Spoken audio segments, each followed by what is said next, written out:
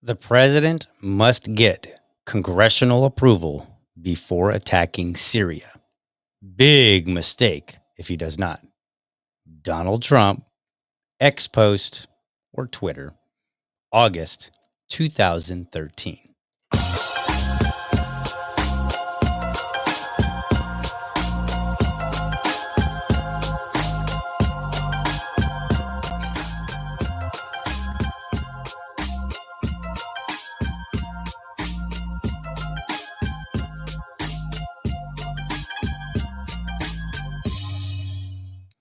All right. Good morning. Welcome to another episode of the Liberty Dad podcast, a discussion on politics and culture.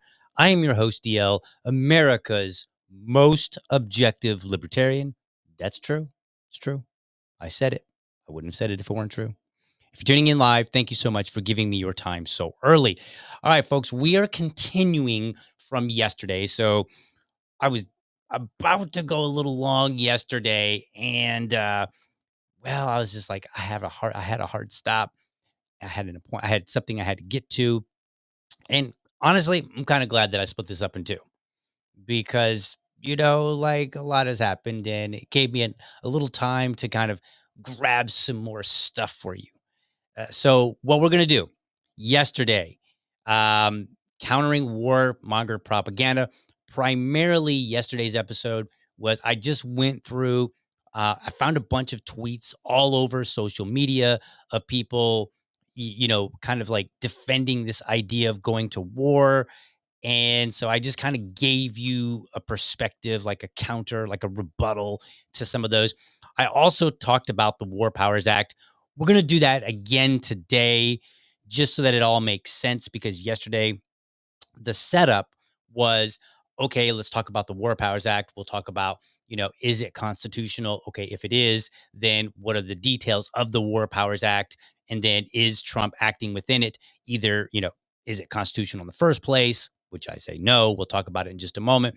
And then, okay, let's presume that it is. Is Trump at least following it? I again said no.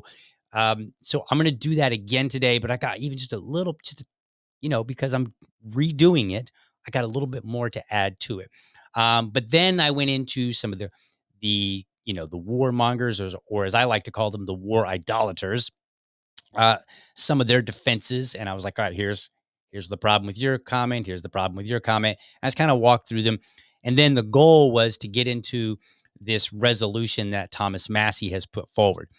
And so today, now what we're going to do is we're going to do kind of what I intended to do yesterday. We're going to add some more stuff to it for you folks. And then, but what I'm going to do is I'm going to skip out the war propaganda, where I was walking through different types of comments that I've seen and addressing those. So you can go to yesterday's show and listen to that portion. But to make sure that it all flows consistently, we are going to rehash the War Powers Act a little bit. Okay, so first and foremost, just like yesterday, if you want a really, really kind of like in depth, and you want to hear kind of like how the founders were approaching war and how they understood the Constitution at the time, I recommend going to the 10th Amendment Center, and they have a great video. It's like 32 minutes. They dive into the history. They talk about actual wars at the time and how I believe it was 4 presidents, how they responded and treated these wars, how they interacted with Congress, and the founders in their own words, all this good stuff. It's really, really great. However, between yesterday and today, I came across a video, a nice little 1 minute, like minute and a half maybe video from Michael Bolden of the 10th Amendment Center. And it really summarizes it. So hopefully it whets your palate and then you're excited and you're like, man, I really want to go see the whole thing. So let me play that. We're just going to dive right into that. And and this should kind of give you an idea about the War Powers Act. Now, here's the big when we say it's unconstitutional, what do people mean? Article 1, Section 8, Congress has the power to declare war. Article 2 designates the president as the commander in chief. So a lot of people are like, well, he's the commander in chief. He can just, he can do what he needs to do to protect America. It's kind of the attitude a lot of people have. Well, the simple point is that these are 2 different articles and they delineate the checks and balances that our entire government is designed around. So I quoted Antonin Scalia yesterday. When it comes to the Constitution, he says, quote, it says what it says and doesn't say what it doesn't say. Okay, so we want to keep that in mind whenever you're reading the Constitution or you're trying to interpret it. Go with that. Okay. Now, the idea here is that what's the point of having a constitution that is explicitly designed, and a government for that matter, designed with checks and balances if Congress can just pawn off its responsibility? The threshold for a constitutional amendment is higher. And a lot of people say, hey, me included, they say, hey, if Congress wants to give away some of its power to the president, it's going to require more than just a piece of legislation. It requires a constitutional amendment, which requires a higher threshold in order to pass. It requires getting the states involved because otherwise you're no longer for the people, by the people. You're just Congress doing whatever they damn well please. Okay, so let's play this video. I think Michael Bolden summarizes it so well, and it's just beautiful. The executive has no right in any case to decide the question whether there is or is not cause for declaring war. When James Madison said, in any case, he meant it.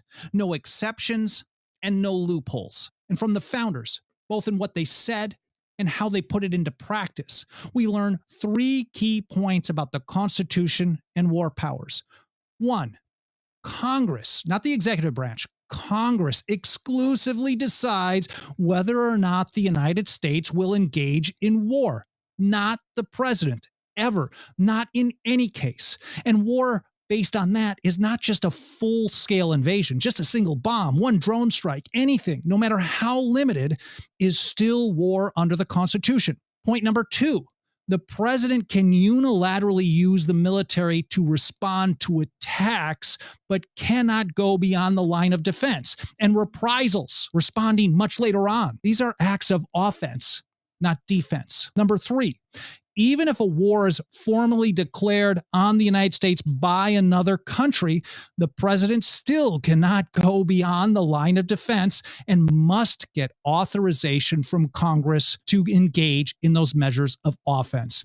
And then the first 4 presidents, Washington, Adams, Jefferson, and Madison, all strictly followed these points because the founders and old revolutionaries fought a long, bloody war to secede from an empire where that decision was made by a single person.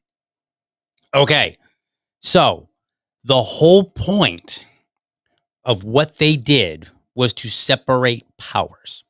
And the reason they did that was to make sure that we have checks and balances so that America, which again is for the people, by the people, governance by the people, right? They have a say in what's going on.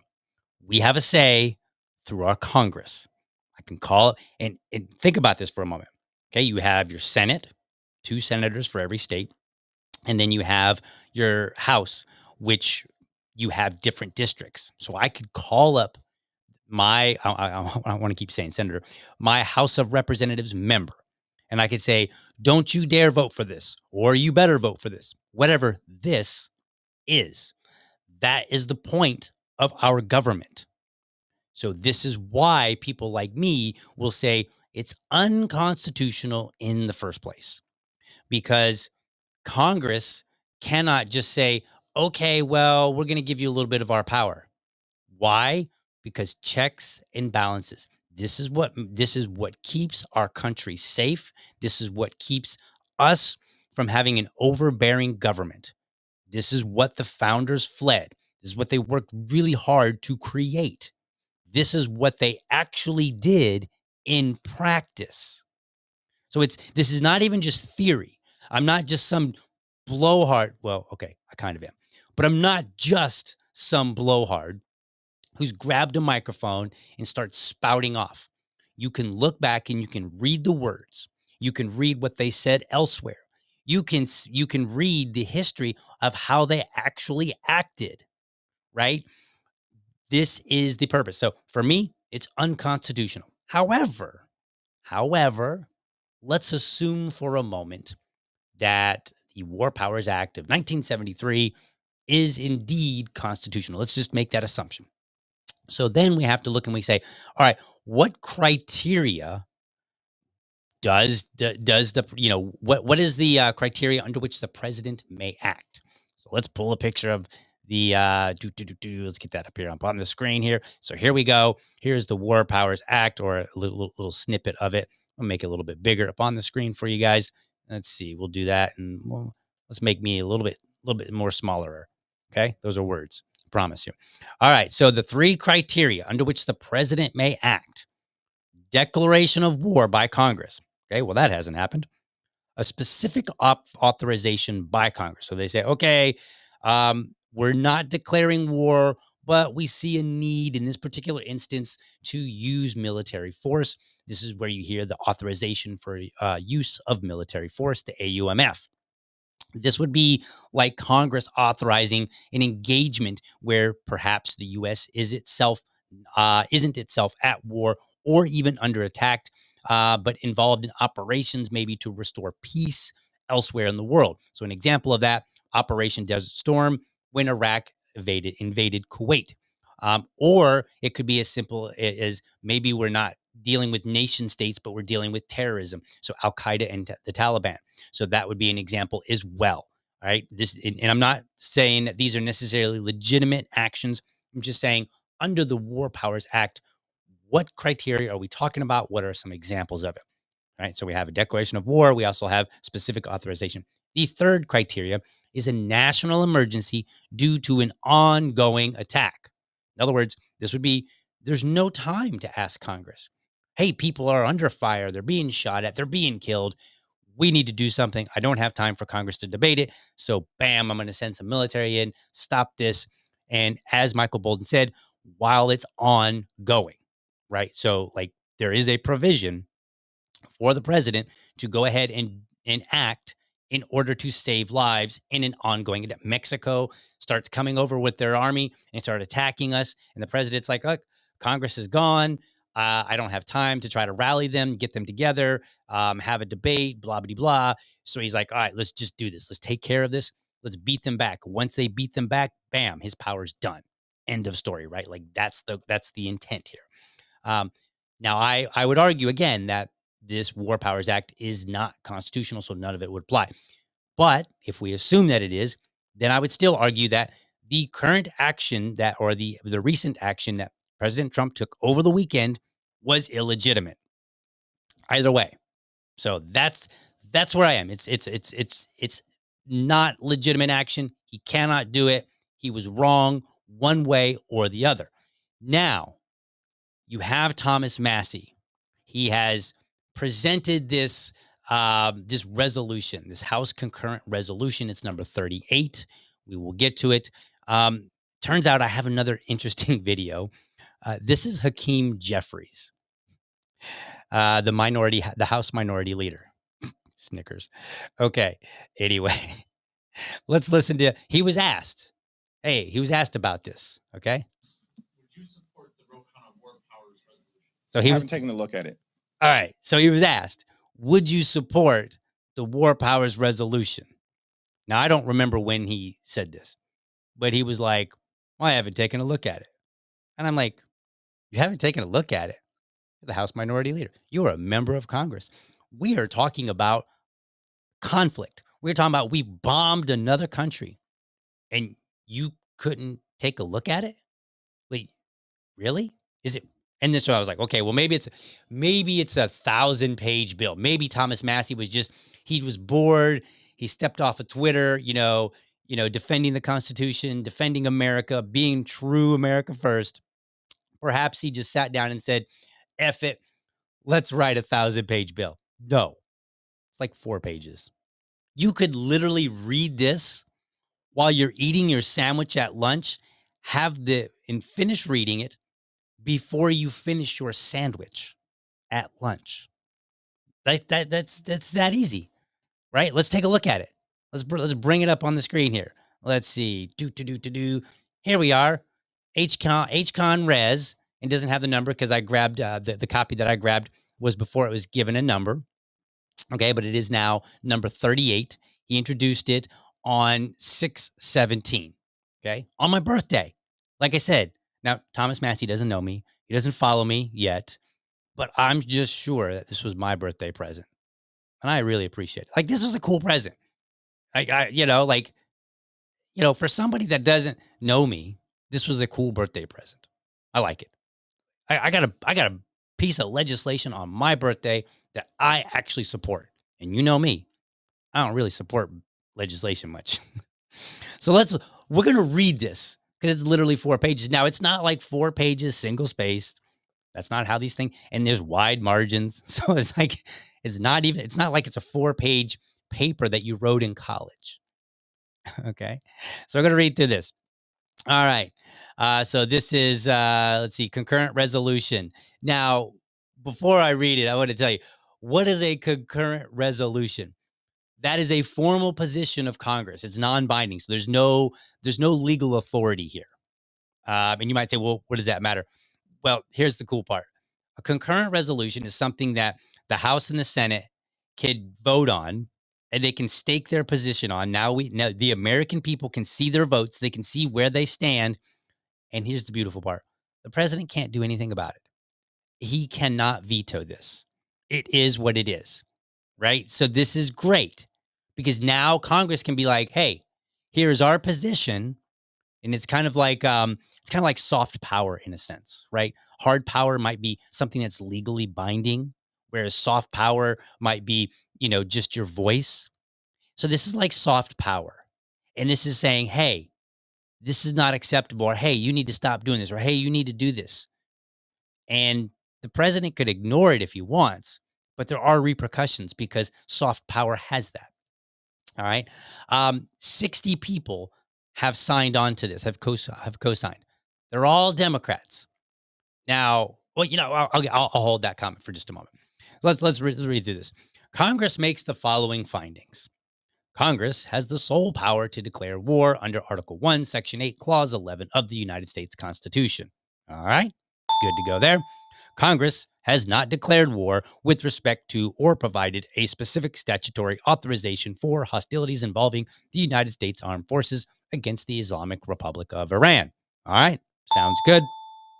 Section 5C of the War Powers Resolution states that quote, at any time, the United States Armed Forces are engaged in hostilities outside the territory of the United States, its possessions, and territories without a declaration of war or a specific statutory authorization, such forces shall be removed by the president if Congress so directs. All right, so check.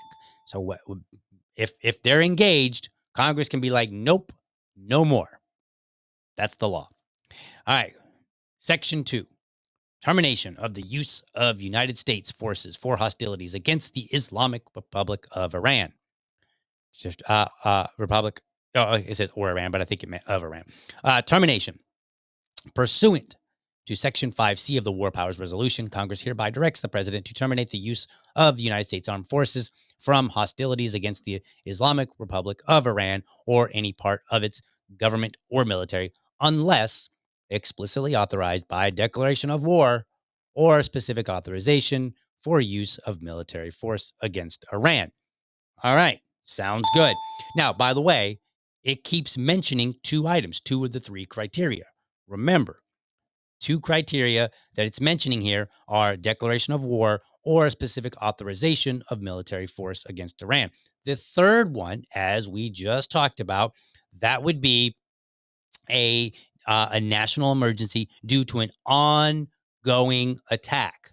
Okay, so all those bozos out there on social media, they're like, well, they were making a nuclear bomb, and we promised this time they were totally 2 weeks away, maybe 2 days away. They were almost ready. They're going to use this. That would be a threat. Okay, and it's a questionable one at that, but that would be a threat, not an ongoing attack. Okay. All right. So continue on. Nothing in this section shall be construed to prevent the United States from defending itself from imminent attack. Wow. Thomas Massie has covered all three criteria in the War Powers Act. Imagine that. All three of them. Rule of construction regarding intelligence sharing. Nothing in this joint resolution may be construed to influence or disrupt any intelligence, counterintelligence, or investigative activities relating to threats in or emanating from Iran conducted by or in conjunction with the United States government involving the collection of intelligence, the analysis of intelligence, or the sharing of intelligence between the United States and any coalition partner if the president determines such sharing is appropriate and in the national security interest of the United States. Boom, right there. He's like, hey, we've covered all the bases of the War Powers Act, and we're making sure that, you know what? If we need to keep an eye on Iran and see what's going on and share some information, we can do that too. Why? Well, how will you know about an imminent attack if you cannot share information? Maybe Israel might say, whoa, we've got some spies over there and they're alerting us and sent us some photos or whatever, here, America, Mr. President, you might be having a problem. Here you go. You need to know this information. That is not off limits. All right, awesome. Section 4, rule of construction regarding no authorization for use of military force, consistent with Section 8A1 of the War Powers Resolution. Nothing in this concurrent resolution may be construed as authorizing the use of military force. So just reiterating. And guess what? That's it. We literally read that. Were you eating a sandwich right now? Were you eating your eggs and bacon? Having a bowl of cereal? I promise you, we probably just finished this before you finished. So Hakeem Jeffries saying, well, I haven't even looked at it. He could have reviewed it literally right before the press conference that he was in. He could have been like, hey, give me a copy of that. These mainstream media guys, they're going to ask me about it. I better be prepared to answer. Right? He could have read it. He could have read it like literally. I could almost read that walking down my stairs from my upstairs to my downstairs, hand in hand, reading it. And before I hit the bottom, I could have almost finished it and understood it. It's not complicated. That's the best part. Super simple. We literally just reviewed a piece of legislation. My birthday present from Thomas Massie. Unintended, but still my birthday present. Now, let's get to some things here because a lot of people on social media had a lot to say about Thomas Massie. So let's take a look. Where do we go? Let's go here. All right. So here we go. All right. Oh, you know what? Let's back up here. I messed up. Hold on. Dude, give me a second. Here's his post. Forgot this. He said, our War Powers resolution has 57 co-sponsors. Now it's up to 60, according to Congress, since the time that he posted this. Whether you like it or not, Congress will be voting on U.S. hostilities in Iran. Good. Under the War Powers Act, the president is required to withdraw from hostilities in Iran within 60 days, plus 30 days extension, unless he gets a vote of Congress. Okay? So they're going to be, so Thomas Massie knows what's up. He's read the War Powers Act. So in response to this, here's what all the constitutional experts, maybe not all of them, but, many so-called experts or people that probably have not read his bill, the War Powers Act, or even some history surrounding the War Powers Act. Like I'm pretty confident that none of these clowns read anything along this line. Now let's get to our cool music. All right. You lied about the strike being unconstitutional. He has 60 days under the War Power Act. The real question is, why did you lie to your followers and the world when you went on CBS or whatever and said it was unconstitutional? Because, by the way, in a previous post, Thomas Massie said, this is unconstitutional. Okay. We're going to talk about that. LMAO, you're such a performative bee. Trump has 58 days before he needs to do anything. You aren't voting on squat. Okay. So I guess KC2 Fargo knows better about Congress than somebody who has been in Congress and wrote legislation wrote legislation that explicitly addresses the 3 criteria in the War Powers Act. But yeah, KC2 Fargo, he knows better. He or she. Right. Leftism for you. Just the other day, you said that what Trump did is unconstitutional. But now you're saying that he has to abide by the War Powers Act, which he went according to and which gave him the power to authorize those strikes. No. Meaning that you're admitting that it's completely constitutional. So there is a huge error in logic here, and I'm going to address that here in just a moment.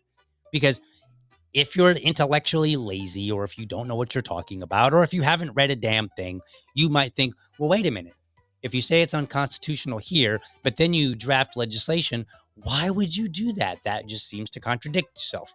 But it doesn't, and I'm going to tell you why. Let's see. Vintage Texan. You seriously need to stop with this nonsense. You have lost all credibility. Not with me. You need to find the nearest circus and apply for a clownship. Or maybe Vintage Texan needs to. Let's see. LOL. You just want to go against Trump. Just to go against Trump. Maybe you and Comey can sell books together. I mean, I'd read that book. If he sold a book, I'd read it. Maybe Jacob here, maybe he could read the book too. And he might learn something. Because he might remember Thomas Massie actually endorsed Trump at one point. He kind of like, if Trump does something that he appreciates, he supports him. But he does something that's wrong, he doesn't support him. It's pretty simple there, Jacob. Let's see, what else? All you are is a self-promoting narcissist who is demonstrating his lack of knowledge of the law. Well, all right there, Cicero.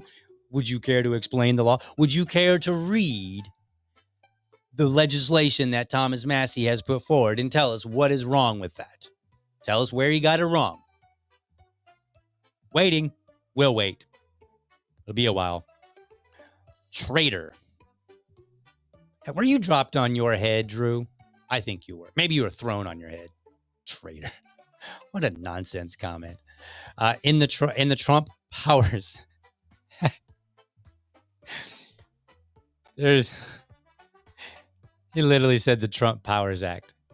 Voluntary withdrawal was 2 hours, 30 minutes. Sit down. I'm not even sure what to make of this. Voluntary withdrawal was 2 hours, 30. Okay. Maybe some people shouldn't even, this person pays to tweet this stuff. He's got a blue check. He or she. Are you voting for Iran's right to nuke the West? No. He's voting so that the president follows the Constitution. That's what he's wanting to do. And if you had actually done your research, if you would go, just go watch the 30-minute video from the 10th Amendment Center, and they will demonstrate to you that in the middle of actual war, now, when I say war, I mean, war being waged against the United States, not the United States having yet declared war, in the middle of hostilities being engaged in against the United States, the presidents still managed to follow the Constitution. This can be done. I know it's an amazing thing that people don't think of. They're like, oh my God, threat, run, give the president all the power he needs. The Trump Powers Act. No, we have a constitution for a reason. Because when we're under threat, we have a system that's designed to still protect us, but more importantly, protect us after the fact. Because yeah, you might think, okay, well, we'll just give them a little bit of power now. They'll save us. But then guess what? Government's not so good about giving back power. So don't give it to them in the first place. Let's see. The war is over, you attention-seeking whore. Is it? Because this morning I was reading from Reuters when I read it. It was like it had posted like 30 minutes prior to me reading it, and it said there were still actions. And Israel was saying, "Hey, Iran is lobbing missiles over here. We're going to continue hostilities." And Iran was like, "Nah, we ain't doing that." So there's still some conflict going on of some sort. To what degree, it's unclear. So no, the war is over. By the way, I just want to point out, everybody that was like, trust Trump, he's doing what he needs to do, he's the man, he's playing 52D chess, like every one of those people, they first were like, there is no war, and then they're like, the war is over. And I'm like, well, wait a minute, what war? The war that wasn't happening is now over? The one that we're now calling literally the 12-day war? Make up your mind, folks. Pick a lane. Let's see. He already withdrew, LMAO. This dork is only here to push back on this, on stuff. I was a fan, but he never actually does anything good, just says no to everything. Okay, Bryson, just in your tiny little smooth brain, have you ever thought that perhaps we need more people saying no in government? Oh, I know he probably has, right? I'm going to assume by this post that Bryson is more of a Republican. So I will assume that when Congress is being led by the Democrats, or when there's a Democratic president, that all of a sudden these no's suddenly, mysteriously, magically are a good thing, right? It's always, don't say no when my guy is in office, but say no when the other guy is in office. No, this is why I'm the most objective libertarian, because I know that saying no is good regardless of which team is in office, regardless which one has the most power, right? Like that is the dominant party in office.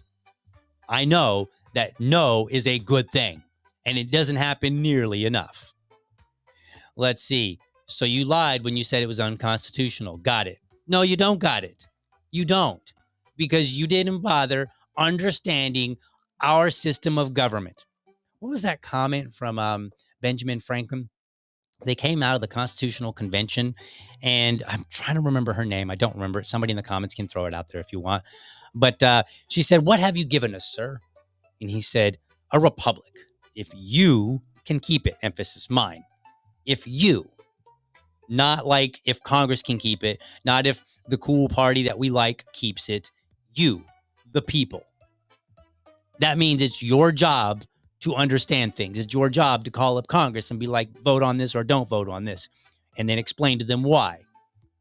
Hopefully, having understood it by reading the relevant documents related to whatever it is that you're calling about. In this case, it would be the War Powers Act, right? You should read the War Powers Act. You should read Thomas Massie's concurrent resolution, number 38. You should probably do a little history. Honestly, you could read Thomas Massie's resolution, you could read the War Powers Act, and you could watch the video that I'm telling you about from the 10th Amendment Center.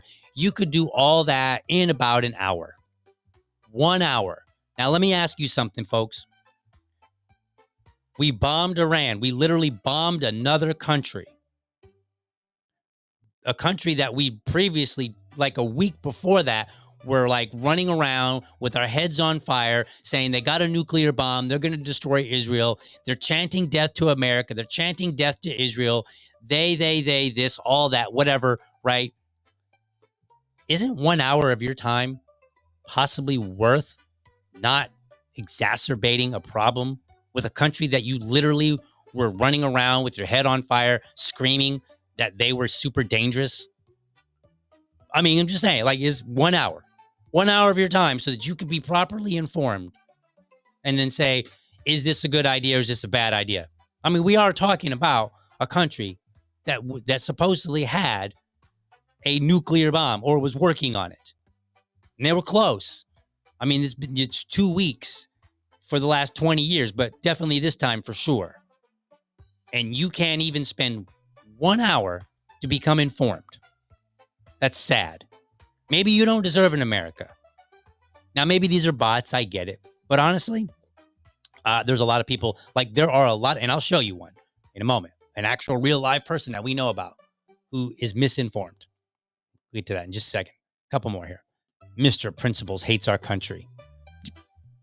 Sean, get off the internet. It's not for you anymore. Or if you're going to be on the internet, go to congress.gov. I think it's congress.gov and just start reading. And that's the only website you're allowed to go to. You can go to the 10th Amendment Center too. Right? And you can read those. You can watch those videos, you can read documents from Congress. That's it. So we are whitelisting those two websites just for you, Sean. That's it. You don't get to go anywhere else. You don't deserve the internet. Let's see. Last one here. Majority Democrat sponsors, I'm sure. Yes. About that. Let's talk about that. Because I've seen some podcasters, and I'm not going to name any names, but I've seen some podcasters. I've seen some people, some influencers, etc., say that, like you're being supported by what's that woman's name? Drawing a blank. Jasmine Crockett. You're being supported by Jasmine Crockett. That's an embarrassment. How I can't believe that Jasmine Crockett would support this. Or maybe this Democrat is supporting you. That's a bad sign. Okay, let's address that real quick. So, if the president is engaging in unconstitutional actions, shouldn't Congress, party irrespective, be joining together on that? I mean, isn't that kind of their job to say, hey, you're out of line, buddy? What's the point of having literally an entire government designed around checks and balances if they don't actually check somebody, the other branch? You might remember that Congress is the legislative branch. The president is the executive branch. The whole point of checks and balances is that they watch over each other and they say, hey, you're going too far, right? Like Congress, if they pass a bill, in both houses and it gets to the president's desk and he's like, I don't think this is a good bill, he can veto it, right? That's a check and balance. And then Congress might say, we really think that bill is necessary, so we're going to override it. But now the threshold goes up, right? So the threshold to get it to the president's desk was lower. And then the threshold to override the president, 2/3, is higher on purpose. That's how checks and balances work. By the way, that's what happened with the War Powers Act. When it came to Nixon's desk, Nixon looked at it and he actually took a different approach. If you go back and you look at it, I read this. I know I'm not going to pull it up on the screen, but I read it.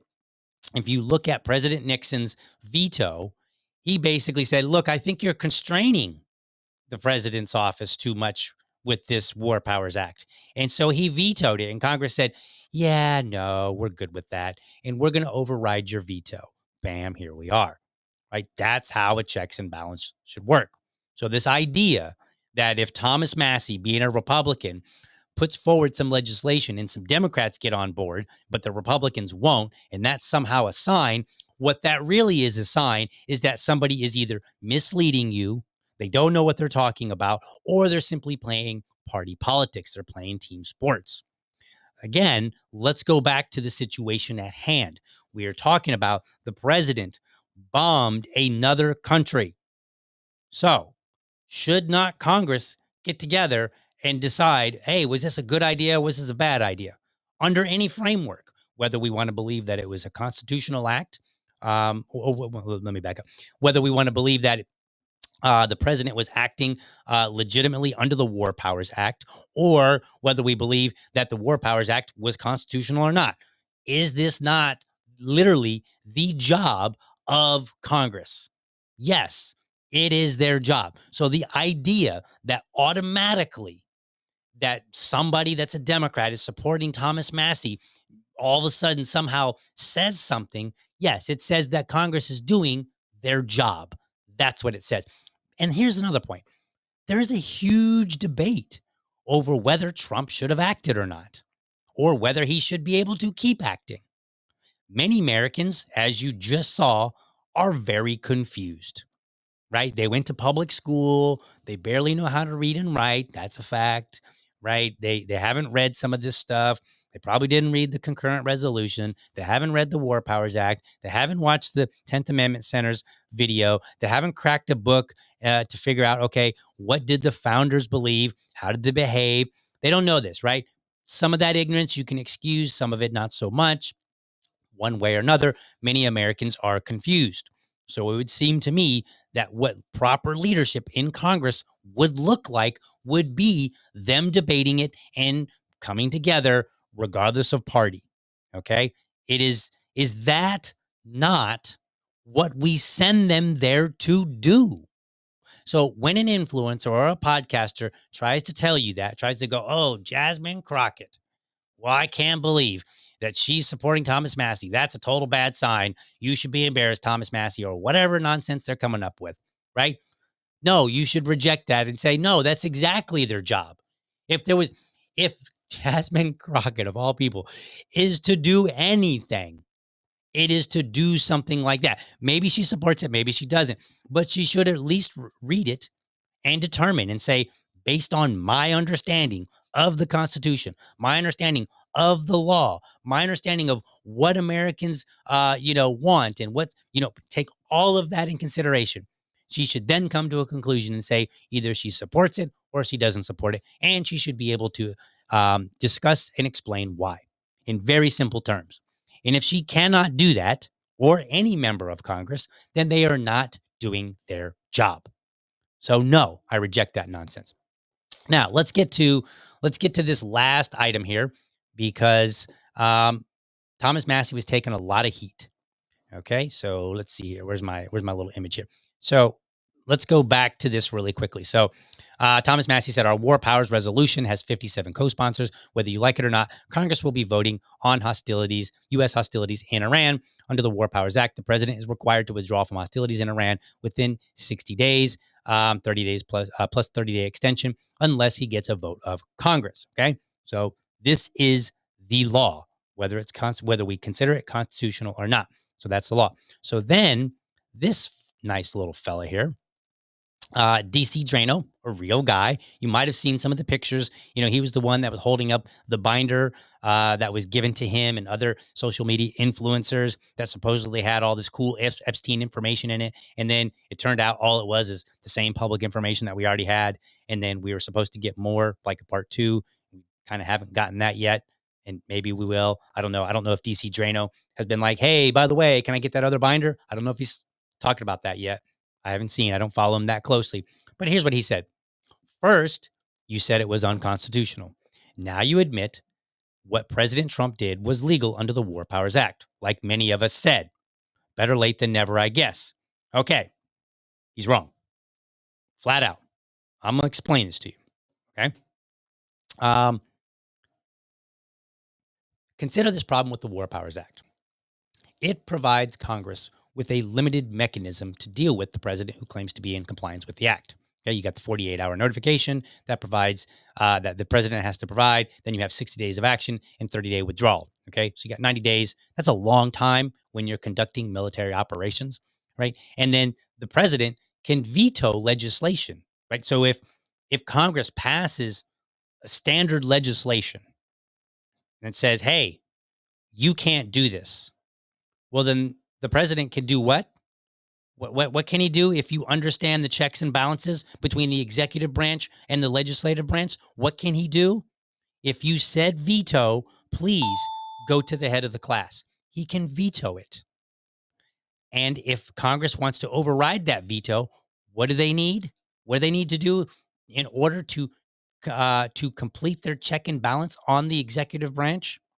If you said they need to vote with 2/3, please stay at the head of the class. Okay? With the Republican Congress, that seems unlikely, right? That's his political party. He's basically been bullying them into compliance, right? So Congress isn't doing their job because they're busy being bullied by the president. Okay, so let's think about this. Let's walk through this. If the president's action cause an outright war with another country, or even cause another country, or even terrorists to act to attack the U.S., then his power to act restarts, right? At least legally speaking. I mean, think about it.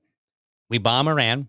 Iran and Israel are going back and forth, and then Iran finally is like, "All right, well, we gotta do something with the United States for attacking us." We're making an assumption here.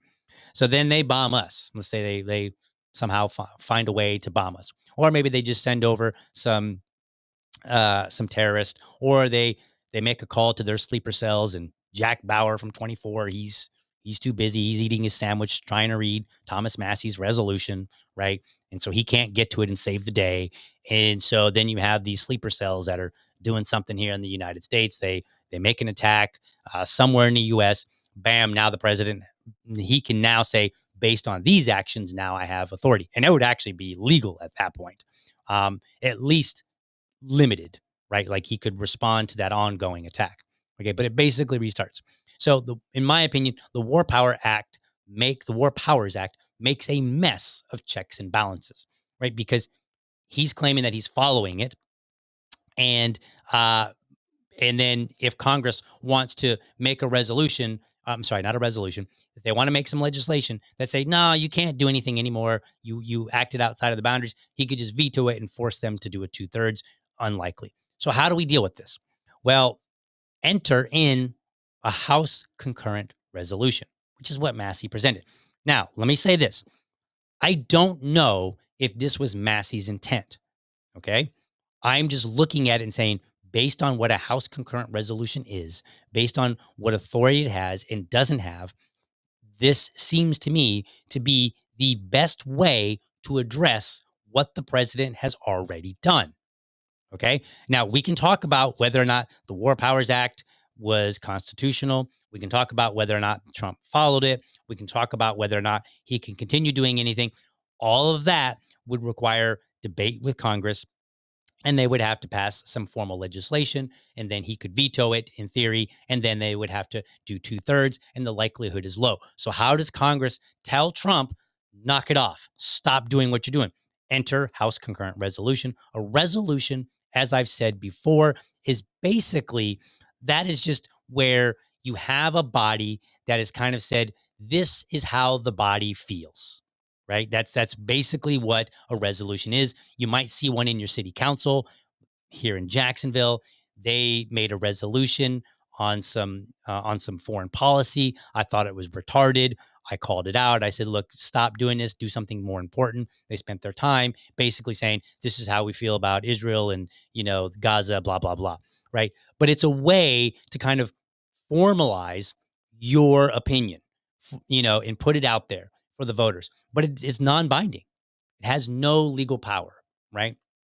So this House concurrent resolution is a resolution in Congress that would basically allow Congress to vote, and they could determine and say, we believe that the president is exceeding his authority. He needs to stop doing this right now. And guess what? It requires nothing from Trump. He can't veto it. Anything else would require more involvement from Congress. So let's say they wanted to repeal the War Powers Act. It was like, hey, you know what? This is a bad idea. We should have never done this. Nixon was partially right in vetoing it, maybe not for the right reasons, but he was partially right. Congress could do that. Well, that would require Congress to debate it, draft legislation, repeal it, vote on it, and potentially face a veto for which they would have to override. That's a lot of work. By the way, there are still hostilities going on in Iran, between Iran and Israel. So, do we want to spend time arguing about the War Powers Act? No. Do we want Congress to spend time worrying about, well, is it constitutional? Not particularly. What option do they have? If you want to deal with the unconstitutionality of the War Powers Act, again, you're going to have to do all this stuff. But if you want to deal with what President Trump is doing right now, a concurrent resolution is where it's at. So I don't, now again, I'm not trying to speak on behalf of Thomas Massie. Maybe he's talked about this somewhere and I just missed it. I don't know. But from just my understanding of legislation, my understanding of the principle of our checks and balances, the separation of our branches, right? Judicial, legislative, executive, all this stuff, how our government was designed. We've got a bicameral Congress. You've got House of Representatives that represent the people. You've got Senate that's supposed to represent the states. It kind of represents more of the people these days, at least in practice. You have all these things that are designed to work and keep the country from being dominated by one particular branch, or even in this particular case, by one person. So, how do you deal with that? Again, the concurrent resolution. So, this allows them to vote on it. And then we, the people, could look at it and we could do a number of things. We could say, hey, looks like my congressman, they voted for this. Hooray. And we could say, yes, Donald Trump, you need to listen to Congress. We could start yelling at him. This is what we call soft power, right? So it's not binding. It's not legal. Like it is legal, but it's not legally binding. In other words, the president isn't bound by whatever they say. However, the people, us, we could come out and say, hey, Congress has decided they used a legitimate action. They exercised their authority legitimately, and we demand that you follow what they've said in this concurrent resolution.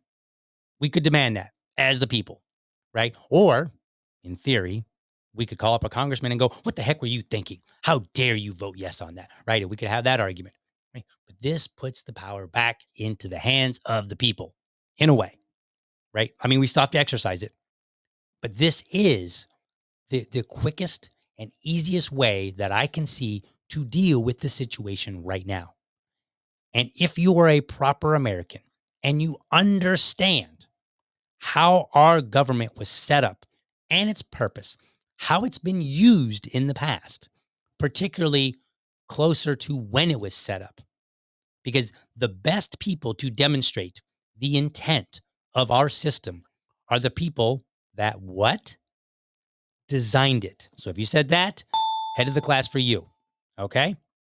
So for me, I don't see a contradiction here. I think DC Drano is doing one of two things. He's speaking in ignorance. There's a good possibility there.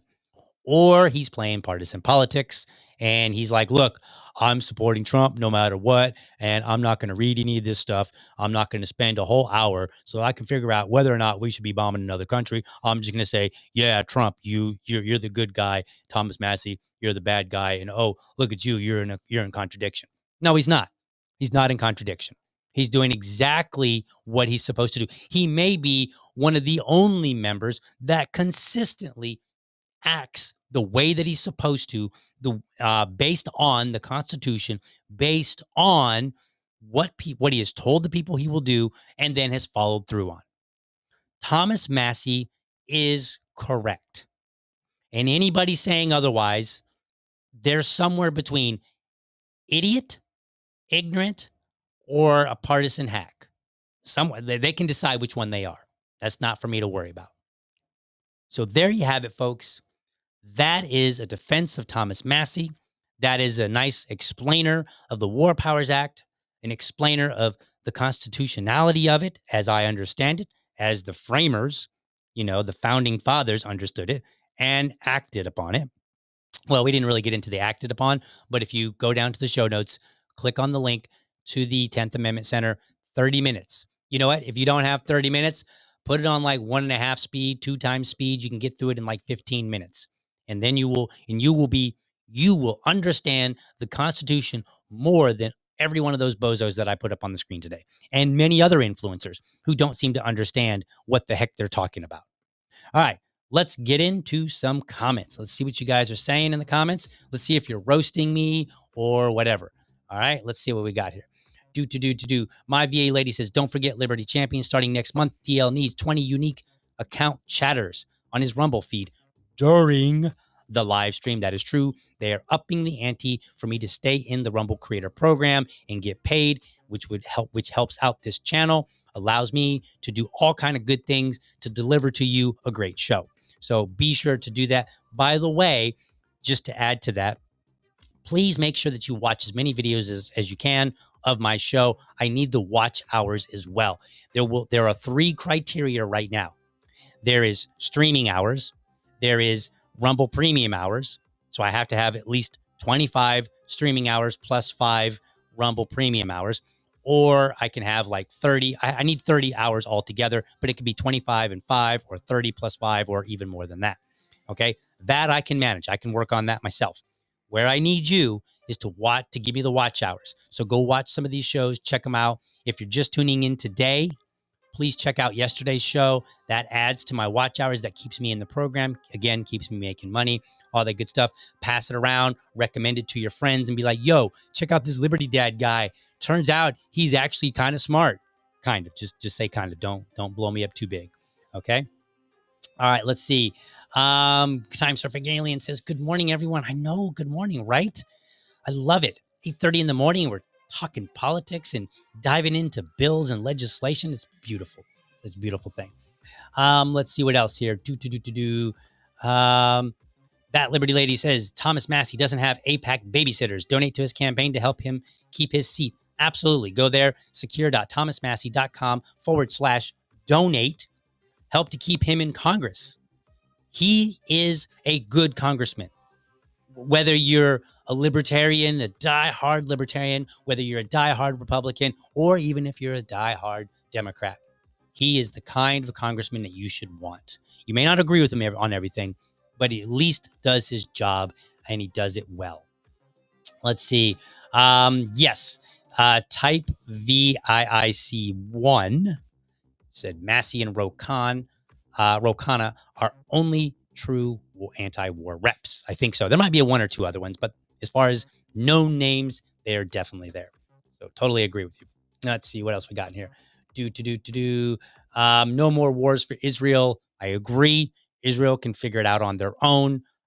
We do not belong participating. Let's see.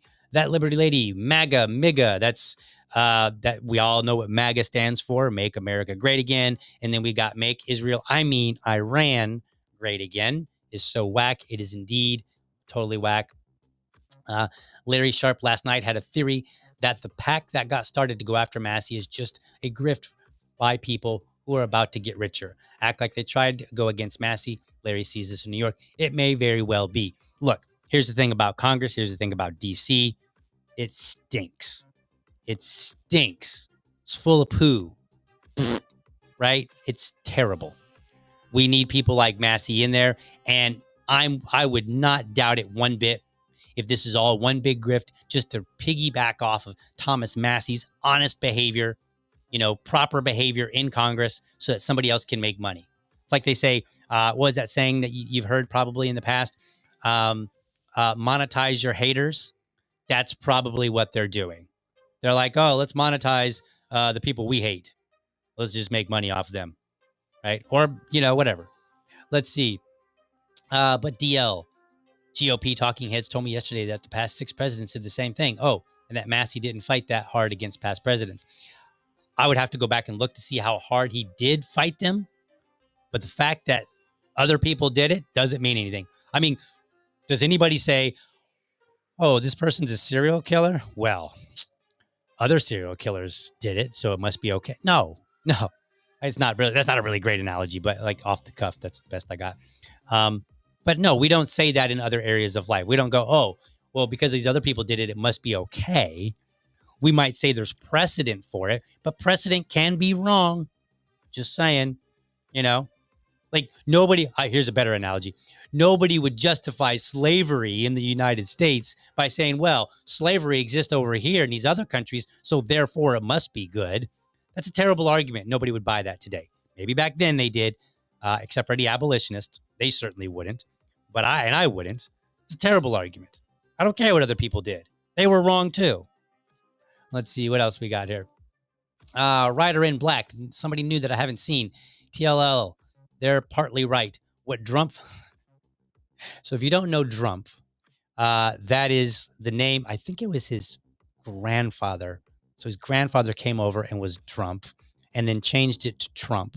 And so that's the history of that. So that's if you're not familiar, what Trump is doing was prepared by previous administrations breaking the law or changing it to power. Correct.